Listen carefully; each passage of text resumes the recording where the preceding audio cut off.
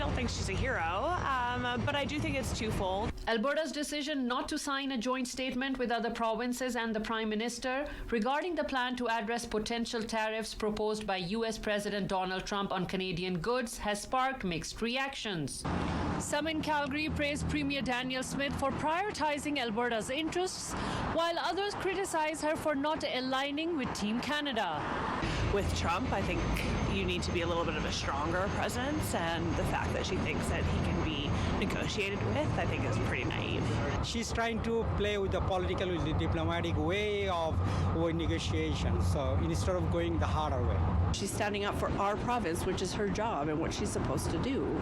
Smith's refusal to sign Wednesday's joint statement because she said Alberta would not support export tariffs on energy and other goods was criticized by Prime Minister Justin Trudeau. I don't blame Danielle Smith for speaking up for her industry.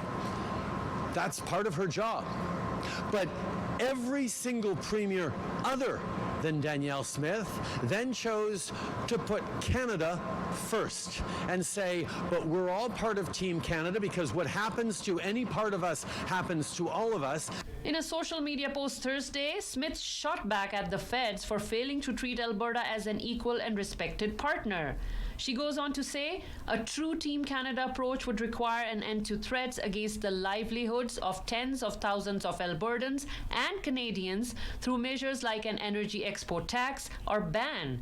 Political scientist Nelson Wiseman says Smith appears isolated in her battle with the feds over an issue beyond provincial jurisdiction. You know who will decide policy here? Not the premiers, and certainly not the Premier of Alberta. It'll be the federal government. That's who decides tariffs and what goes across the border.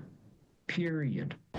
As for the Trump tariffs, the federal government has not released details of Canada's full response yet, and officials have said they need to wait and see exactly what Trump does after he takes office on Monday. In Calgary, Henna Saeed, City News.